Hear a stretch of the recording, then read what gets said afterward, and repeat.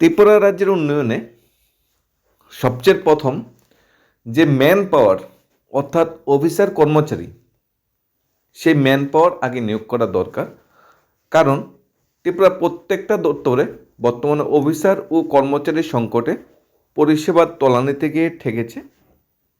জেরবার প্রত্যেকটা দপ্তর, এক একটা দপ্তরে একজন গ্রুপ ডি কর্মচারী 3 জনের কাজ, একজন গ্রুপ সি কর্মচারী 2 জনের কাজ করতে হচ্ছে। যেখানে অন অ্যান অ্যাভারেজ 100% অফিসার থাকার কথা, সেখানে 50% অফিসার দিয়ে দপ্তরগুলো পরিচালনা করা হচ্ছে। জিআরবিটির মাধ্যমে গ্রুপ সি গ্রুপ ডি নিয়োগ হয়েছিল 2020-এর নোটিফিকেশন মূলে। এরপর 5 বছর পেরিয়ে গেছে, জিআরবিটি 2-র কোনো নোটিফিকেশন আসছে না। টেটের মাধ্যমে লাস্ট নিয়োগ হয়েছিল 2022 সালে, যে টেট পরীক্ষা হয়েছিল। এরপরে টেটের মাধ্যমে আর নিয়োগ হয়নি। 2022 সালে যারা পাস করেছিল তাদের নিয়োগ হয়েছে লাস্ট। এর সংখ্যাটা অনেকটা কম। কনস্টেবল 21-22-এর নোটিফিকেশন পরে আর কোনো নোটিফিকেশন আসেনি। টিএসআর 19-20-এর নোটিফিকেশন পরে আর কোনো নোটিফিকেশন আসেনি। স্পেশাল এক্সিকিউটিভ 22-এর নোটিফিকেশন এখনও চলছে। জেল পুলিশ, ফায়ার সার্ভিস 22-এর নোটিফিকেশন এখনও চলছে। এসটিজিটি নিয়োগ প্রক্রিয়া 2022-এর যে নোটিফিকেশন সেটাও চলছে। অর্থাৎ প্রত্যেকটা দপ্তরেই যে কর্মচারী সংকট, বিশেষ করে গ্রাউন্ড লেভেলে গ্রুপ সি গ্রুপ ডি কর্মচারী সংকট অনেকটা বেশি, এবং অফিসার লেভেলে সেই সংকট তো আছেই। বর্তমানে ত্রিপুরা রাজ্যে যদি শূন্যপদ আমরা দেখা বা জানার চেষ্টা করি, ত্রিপুরা অ্যাসেম্বলি যে বাজেট অধিবেশন বসেছিল, সেই বাজেট অধিবেশনে একটা আরটিআই রিপ্লে, বিরোধী দলের যারা বিধায়করা আছে তারা সেই আরটিআই রিপ্লে বাজেট অধিবেশনে তুলে ধরেছিল যে ত্রিপুরা রাজ্যে বর্তমানে 51,784খানা শূন্যপদ আছে। এটা ন্যাশনাল যে নিউজ দ্য হিন্দুস পোর্টালে এই তথ্যটা উঠে এসেছে। 51,784খানা বর্তমানে শূন্যপদ ত্রিপুরা রাজ্যে আছে। এপ্রিল 2025-এর ডাটা অনুযায়ী এটা কিছুটা বাড়তে বা কমতে পারে। এখানে 51,000 ভিতরে সবচেয়ে করুণ অবস্থা হলো ত্রিপুরা এডুকেশন ডিপার্টমেন্টে। এডুকেশন ডিপার্টমেন্টে 11,947খানা শূন্যপদ খালি পড়ে আছে। ত্রিপুরা পুলিশে 7,515খানা শূন্যপদ খালি পড়ে আছে। স্টেট রেফেলে অর্থাৎ টিএসআরে 2,405খানা শূন্যপদ খালি পড়ে আছে। Tripura health and family welfare department তো অবস্থা আরও খারাপ, 13,495খানা শূন্যপদ খালি পড়ে আছে। তারপর মেডিকেল অফিসার যারা আছে ইনক্লুড 13,000-এর মধ্যে 1,366খানা মেডিকেল অফিসার শূন্যপদ খালি পড়ে আছে।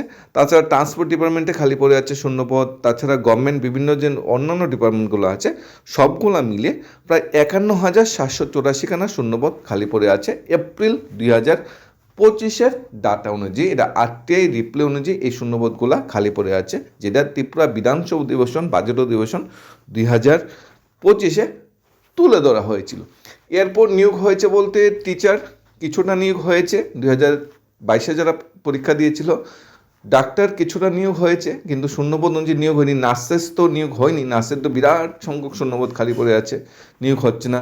গ্রুপ সি গ্রুপ ডি কর্মচারীর শূন্যপদগুলো এরপরে আর নিয়োগ হয়নি, কারণ লাস্ট জিআরবিটি নিয়োগ হয়েছিল। অর্থাৎ সব কিছু মিলিয়ে ত্রিপুরায় শূন্যপদের পাহাড় জমে আছে 51,784।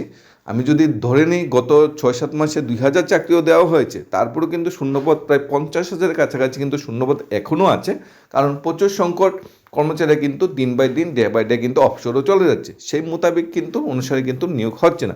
জিআরবিটি 2-র আশা, আবার টেট পরীক্ষার আশা ম্যাক্সিমাম ক্যান্ডিডেটরা বসে আছে। কবে জিআরবিটি 2 আসবে, কবে সেই নোটিফিকেশন মূল্যে আমরা চাকরির প্রস্তুতি নেব, কবে আমরা পরীক্ষা দেব সেই আশায় সবাই বসে আছে।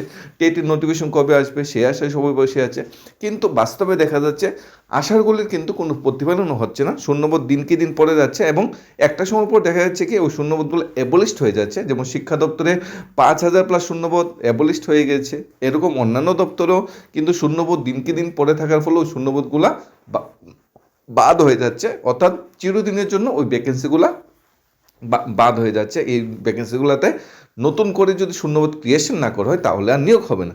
এখানে একটা প্রতিবেদনে যেটা উঠে এসেছে, বিশেষ করে আজকের প্রভাতী দৈনিক সন্ধান পত্রিকায় অফিসার কর্মী সংকটের জেরবার দপ্তর, সেই প্রতিবেদনে কিন্তু এই তথ্যটা কিন্তু তুলে ধরা হয়েছে। বিশেষ করে আমরা যদি একটা দপ্তর দেখার চেষ্টা করি, বিশেষ করে আমরা যদি ধরি ত্রিপুরা যে ট্রাইবাল ওয়েলফেয়ার ডিপার্টমেন্ট আছে, জনজাতি কল্যাণ দপ্তর যেটা আছে, যে দপ্তরে অবস্থা যদি আমরা তুলে দেওয়ার চেষ্টা করি, সবচেয়ে প্রথমে জনজাতি উন্নয়ন বা জনজাতি কল্যাণ দপ্তরে যদি আমরা দেখার চেষ্টা করি, জনজাতি কল্যাণ দপ্তরে 4 জন গ্রুপ এ অফিসার থাকলেও মূলত 29 জন গ্রুপ বি অফিসার দপ্তরের মাথায় থেকে কাজকর্ম পরিচালনা করছে। 4 জন গ্রুপ এ বি অফিসার আছে, কিন্তু তারা 29 জনের কাজ করতে হচ্ছে।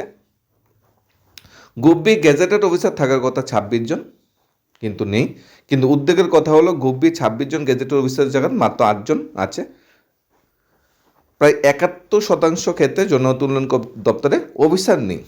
গ্রুপ বি অফিসারের মধ্যে 3 জন নন গেজেটেড থাকার কথা, আছে মাত্র 1 জন।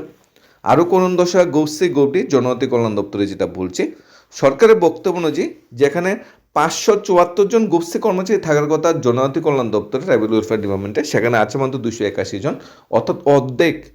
গ্রুপ ডি কর্মচারী যেখানে থাকার কথা 311 জন, আছে মাত্র 158 জন, অর্থাৎ 153 শূন্যপদ খালি হওয়া আছে, অর্থাৎ 50%। এটা একটা দপ্তরের তথ্য তুলে ধরা হয়েছে। প্রত্যেকটা দপ্তরে শূন্যপদ যতটা ভ্যাকেন্সি, যতটা কর্মচারী থাকার কথা, তার 50% কর্মচারীরা প্রত্যেকটা দপ্তর কিন্তু দিনের পর দিন কাজ পরিচালনা করছে। অর্থাৎ একজন গ্রুপ ডি কর্মচারী 2 জনে কাজ করতে হচ্ছে, একজন গ্রুপ সি কর্মচারী 2 জনে কাজ করতে হচ্ছে। দিন দিন কাজের লোড বাড়ছে। প্রত্যেকটা দপ্তরে কান পাতলে শোনা যায় যে ওই দপ্তরে এই বছর 100 জন, 200 জন, 300 জন, 400 জন করে অবসরে চলে গিয়েছে, কিন্তু ওই দপ্তরে কিন্তু নতুন করে আর নিয়োগ হচ্ছে না। মাঝে মাঝে নিয়োগ হচ্ছে, তবে সেটা শুধুমাত্র আউটসোর্সিং মাধ্যমে। সংশ্লিষ্ট দপ্তরের নতুন পদ সৃষ্টি তো দূরের কথা, উল্টো অফিসার কর্মচারী থেকে শুরু করে গ্রুপ সি গ্রুপ ডি যে পরিমাণ কর্মচারী থাকার কথা, এর চেয়ে কমে আরও অনেক 918 গিয়ে দাঁড়িয়েছে। আবার গত 3 মাসে প্রায় 15 জন কর্মচারী অবসরে চলে গিয়েছে। এটা একমাত্র ত্রিপুরা জনজাতি বা আমাদের ট্রাইবাল ওয়েলফেয়ার ডিপার্টমেন্টের বক্তব্য। অন্যান্য দপ্তরে যদি আমরা দেখি, সেই সংখ্যাটা কিন্তু আরও বৃদ্ধি পাবে। ওই দপ্তরের মন্ত্রী বিধানসভায় লিখিতভাবে জানিয়েছিল যে জনজাতি কল্যাণ দপ্তরের অফিসার থেকে শুরু করে গ্রুপ সি গ্রুপ ডি কর্মচারী রয়েছেন 452 জন, শূন্যপদ রয়েছে 466 জন, চরম কর্মী স্বল্পতায় ভুগলেও সর্বশেষ মাত্র 5 জন গ্রুপ সি ও 2 জন গ্রুপ ডি কর্মচারী নিয়োগ করা হয়েছে দপ্তরটিতে। অর্থাৎ যেখানে 466খানা শূন্যপদ পড়ে রয়েছে, আর কর্মচারী আছে কয়জন? 452 জন। সেরকম শিক্ষা দপ্তরের দিকে যদি আমরা একটু নজর দিই, শিক্ষা দপ্তরের যে প্রি প্রাইমারি শূন্যপদ 350 থাকার পড়ে আছে, এর মধ্যে শুধুমাত্র 80 জনের মতো নিয়োগ হবে। এসটিজিটি শূন্যপদ পড়ে আছে, কারণ 2022-এরটা এখনও নিয়োগ হয়নি। পোস্ট গ্রাজুয়েট টিচার শূন্যপদ পড়ে আছে। টেট 1 টেট 2 যদি সবগুলো একসাথে নিয়োগ হয়, তারপরেও কিন্তু সেখানে প্রচুর কিন্তু শূন্যপদ কিন্তু পড়ে থাকবে। সবগুলো একসাথে নিয়োগ হলেও সেখানে আরও প্রায় 2000 থেকে 2500 শূন্যপদ পড়ে থাকবে। এরপর যদি আমরা জিআইবিটি দেখি, জিআইবিটি 1-এ গ্রুপ সি শূন্যপদ 2410 জন নিয়োগ করার কথা, সেখানে 1900+ নিয়োগ হয়েছে। তারপর অনেকে চাকরি ছেড়ে দিয়েছে, বা অনেকগুলা পোস্ট যেগুলা অন্য বেটার চাকরিতে যারা জয়েন করেছে, সেখানেও প্রায় 300 জনের মতো বাদ। অর্থাৎ 1900-তে 300 বাদ গেলে 1600, অর্থাৎ 2400 জন নিয়োগ করার কথা, সেখানে 1600 নিয়োগ হয়েছে। ওয়েটিং লিস্ট না থাকার জন্য এখানেও 800 শূন্যপদ খালি পড়ে আছে। সেখানে গ্রুপ ডি তো 500-র মতো শূন্যপদ খালি পড়ে আছে। আগের জিআইবিটি 1-ই, জিআইবিটি 2 তো অনেকটা বড় প্রসেস। গত 5 বছরে জিআইবিটি যে ভ্যাকেন্সিগুলো এসেছিল 5000 ভ্যাকেন্সি, সেটা তুলনা করা হয়েছিল 2020-এ, তখন এই ধরনের ভ্যাকেন্সি ছিল। গত 5 বছরে 20, 21, 22, 23, 24, 25 এবং 26 চলছে। গত 5-6 বছরে প্রচুর সংখ্যক কর্মচারী অবসরে গিয়েছে, তাহলে শূন্যপদ আরও অনেকটা বৃদ্ধি পেয়েছে। সেগুলো তো ভ্যাকেন্সি বা বিজ্ঞাপন আসার কথা। গত 1-2 বছরে মন্ত্রিসভায় অনেকগুলো শূন্যপদ ক্রিয়েশন করা হয়েছে গ্রুপ সি গ্রুপ ডি লেভেলে।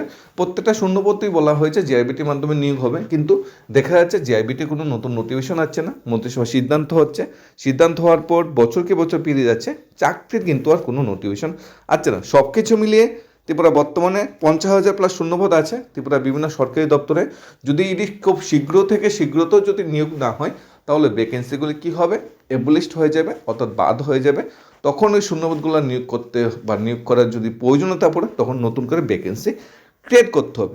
এরপর 2025-26 ফিনান্সিয়াল ইয়ারে আরও 25 সংখ্যক কর্মচারী অবসরে যাচ্ছে, অর্থাৎ দিন দিন কিন্তু শূন্যপদের পরিমাণ বাড়ছে, আর তুলনামূলক নিয়োগটা কিন্তু অনেকটা কম হচ্ছে। তাই খুব শীঘ্রই কনস্টেবল যেটা সিদ্ধান্ত হয়েছিল 2024-এ 916 জন কনস্টেবল নিয়োগ করা হবে, তার নোটিফিকেশন আনা দরকার। জিআইবিটির মাধ্যমে নিয়োগ হবে 2024 থেকে, অনেকগুলো শূন্যপদ ক্রিয়েশন করা হয়েছে, এখন 2026 এসেছে। 24-25-26 বছর চলে যাচ্ছে, সেগুলো নিয়োগ করা দরকার।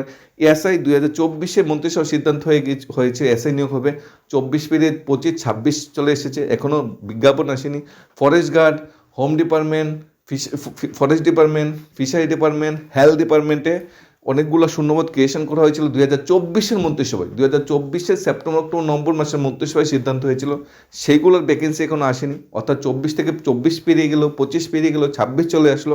তাহলে এই যে মন্ত্রিসভার সিদ্ধান্তগুলো নেওয়া হয়েছে, সেই সিদ্ধান্তগুলোর বাস্তবায়ন খুব শীঘ্রই করা দরকার, খুব শীঘ্রই চাকরির নোটিফিকেশন বিজ্ঞাপন আনা দরকার।